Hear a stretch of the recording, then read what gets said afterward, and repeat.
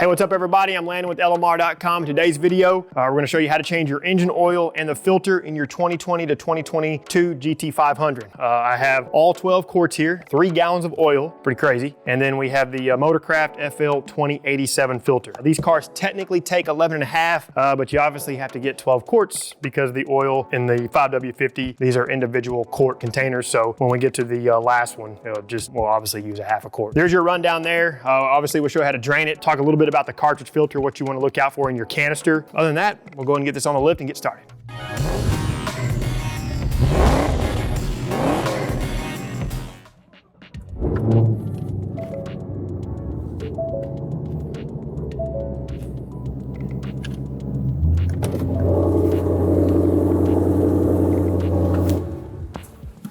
All right.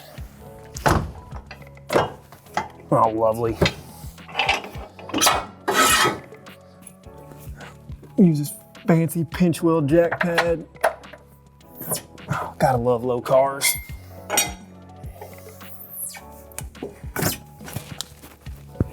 Get these all set. We'll go back and check, make sure we're good. Yeah, I got a little fancy SV pinch wheel jack pad. These work great. Wedge it in there.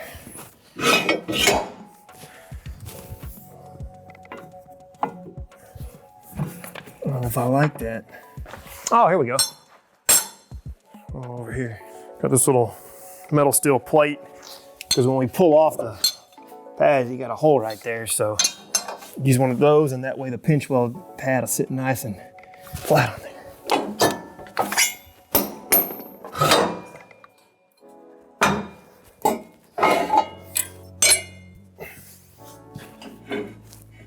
Okay.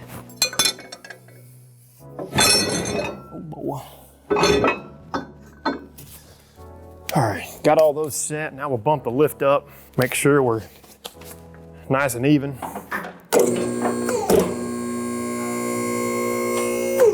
Looks good, looks good, looks good, looks good.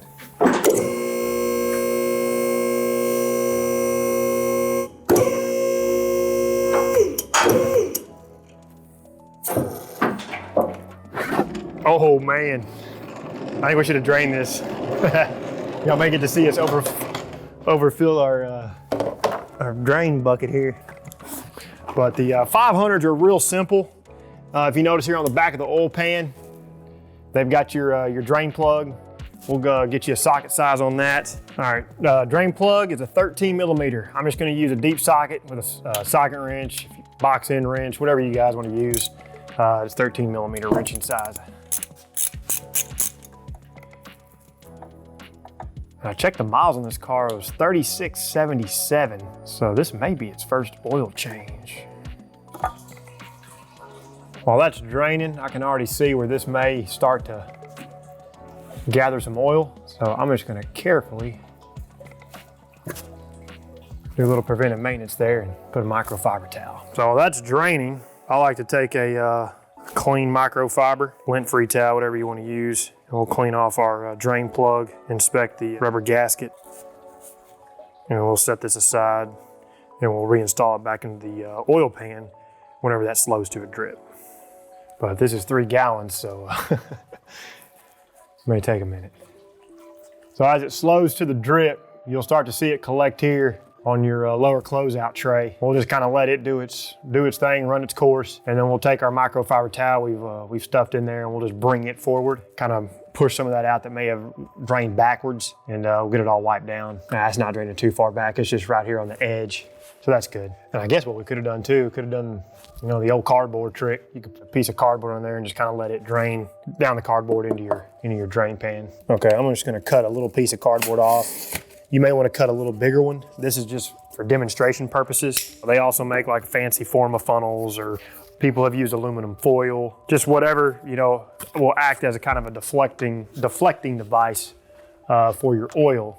So I'm just gonna take this little small piece here and show y'all what it would do. So you just kind of do that number. You'd have to hold it, or you know, if you got it up in there just right, you'd reposition your drain bucket and it would run right down that cardboard. and prevent some of your oil from getting on your lower closeout. All really depends on how particular you are. Everybody's a little bit different, you know, so y'all go about either of those methods, you know, or how you wish to do so. But my goodness, this thing is still draining. All right, so our oil has drained all the way out. We let it go for a few minutes until it completely stopped. So we'll pull our cardboard that we placed up there and we'll clean all this off with some brake clean and a microfiber towel.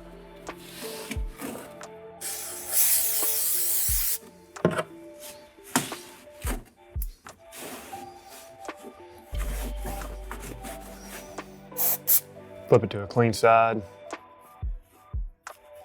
Clean off the oil pan. Be careful with your little mark there. There's kind of like a witness mark or a index mark there from the factory. And then on the bolt, you'll see that same little witness mark as well. And we can just thread that all the way in and snug it down.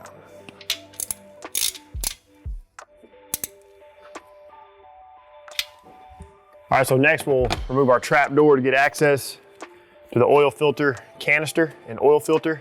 This is a T30 Torx bolt. You'll loosen it, remove it, and the trap door easily comes off along with a few rocks.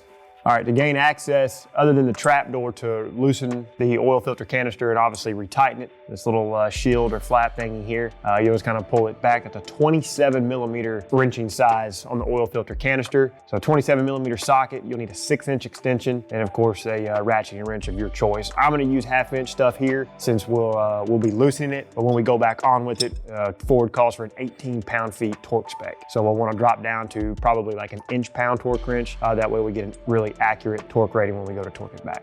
And there's your wrenching setup right there. We'll break it loose. First couple turns will be a little snug as the O-rings start to back out from the housing on the engine block.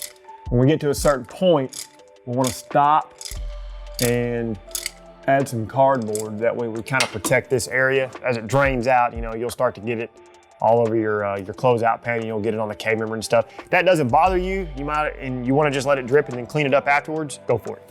I think I'm gonna get us a little bit bigger piece this time.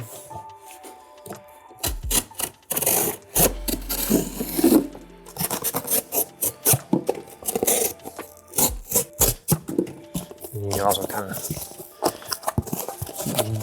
push on it and bend it a little bit. That way it kind of conforms to your liking. And you don't really have to micromanage this. You just want to position it underneath the filter where the oil is going to fall. That way you change the trajectory of it and you get it into your drain pan or your bucket. So she's dripping out. It's got a few threads engaged. I'm gonna let it drip out a little bit before I fully remove it. Man, if we worked for the 5-minute lube change, we'd be fired by now. As you pull the filter away from the engine block, obviously more oil is gonna run out, and that's what I'm gradually doing. I'm just kind of pulling it back a little bit with my hand. So now I pulled it all the way out of the housing, but I didn't pull it past the cardboard. Slows to a drip. I'm gonna go ahead and, you know, work quick. Oh wow, the filter stayed behind, and that's okay. So if you notice, our canister came out without the filter in it. Could happen to you as well. If that does, just reach up and grab your filter. Then I'm just gonna drop it down the cardboard.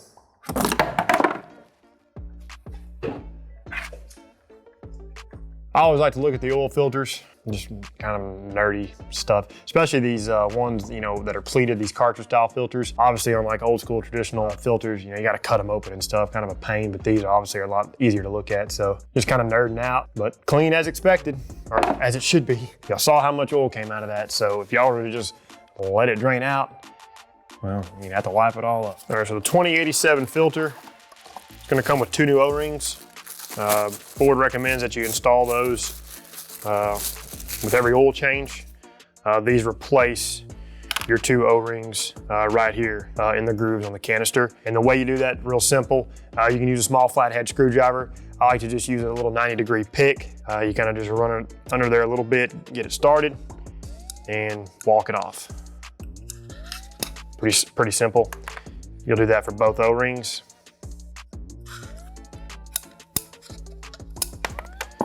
Okay, this will give us the opportunity with a clean microfiber towel. We'll inspect our O-ring grooves, make sure there's no foreign material present. If there is, you know, give it a good wipe.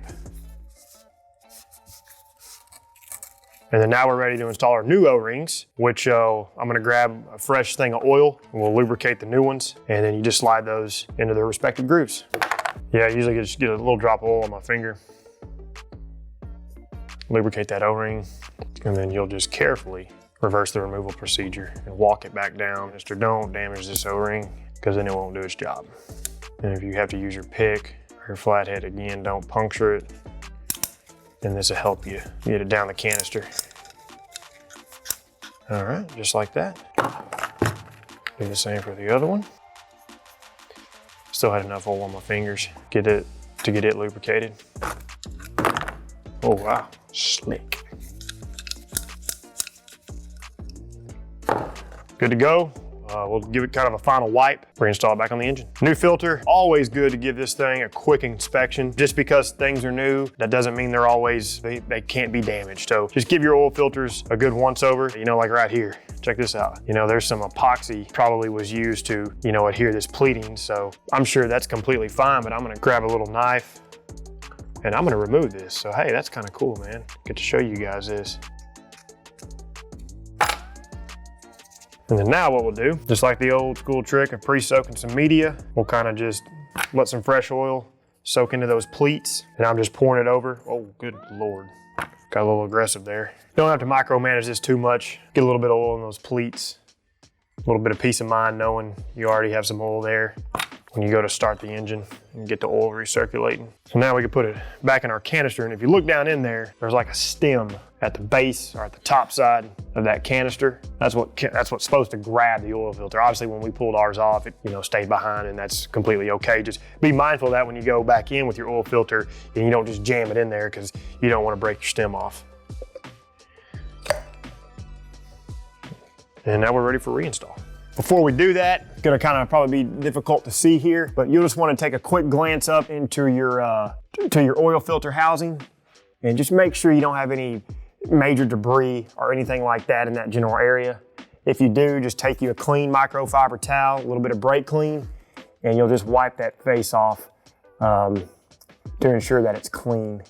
And then if you notice in the oil filter housing on the engine block, you'll see there's like a metal pilot or stem, whatever you want to call it. Of course, that's what the other side of the oil filter will install over. So just make sure you get that correct. Should go just fine when you go to put it back up there, but it's worth noting and worth pointing out. All right, I'm just going to give our canister one good little solid wipe.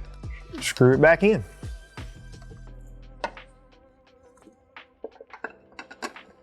I'm gonna get our cardboard out of the way. We're done with it. You'll only be able to turn this a little way with your hands, and then the O-rings will start to grab the housing when you want to turn it the rest of the way with your tool. All right, I'm going to use the same tool combination as I did before. I'm just going until it stops. And then once it stops, that's when we'll torque.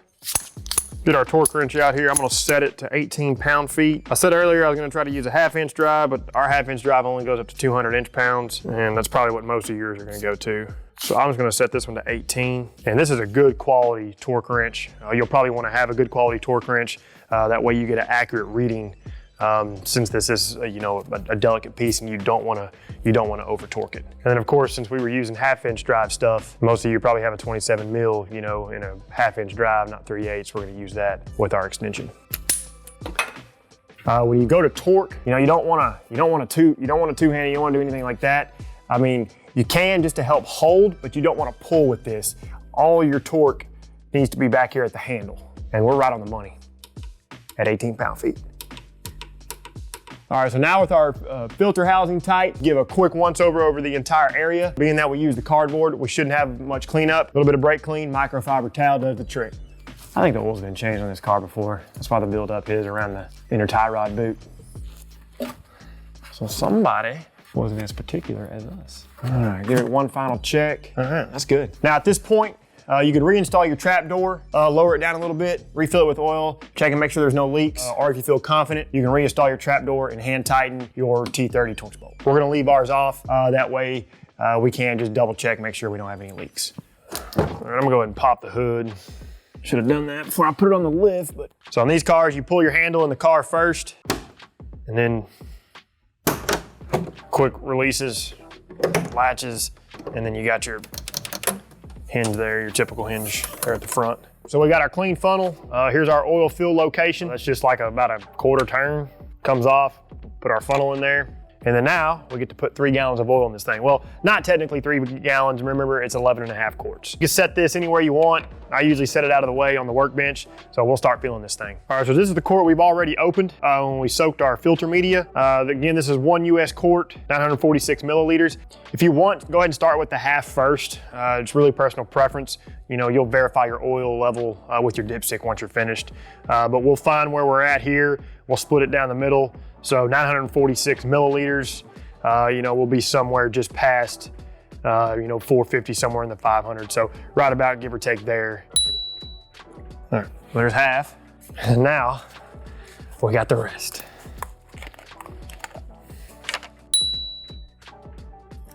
Golly, man, what a lot of dang oil. I've been on a wing kick lately. 3.5.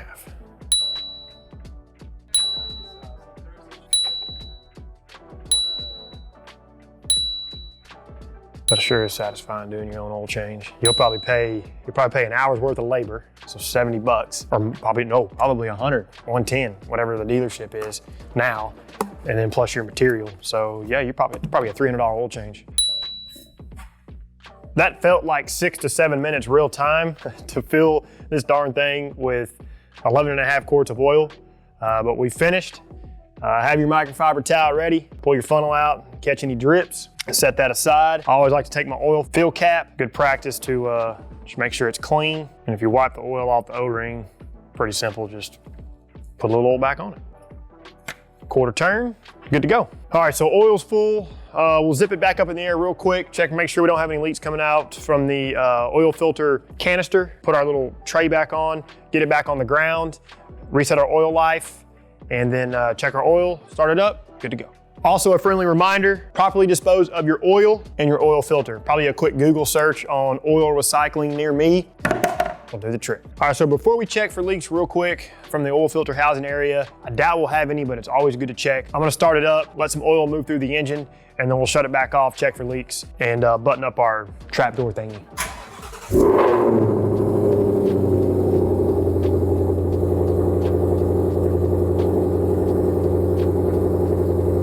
Go ahead and turn it off.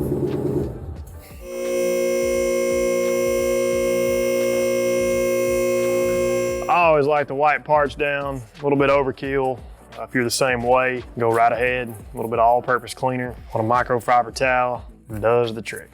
All right, so looking up underneath our oil filter housing, no leaks, we're good to go. Your little trap door, pretty obvious here. This goes into the main section of the lower closeout. You swing it up, find your bolt hole, reinstall your screw, snug it down. All right, so I got my skinny self in here, the car while it's on the lift. So we're gonna go ahead and show you how to reset the oil life. So you'll key on or push button on, you don't have to start the car. You'll go through your menus till it's clear. Right here on your steering wheel button, you'll see the 2 little gears.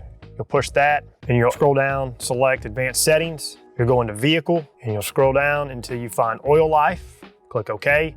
As you can see there, 0%. Hold OK to reset. That's simple. All right, so it's always good to check the oil level on your dipstick. So that's what we're gonna do now. The Ford supplement for these cars, they call for operating temp, let it cool for 15 minutes, then check. If you wanna be a stickler about it, y'all can follow the procedure.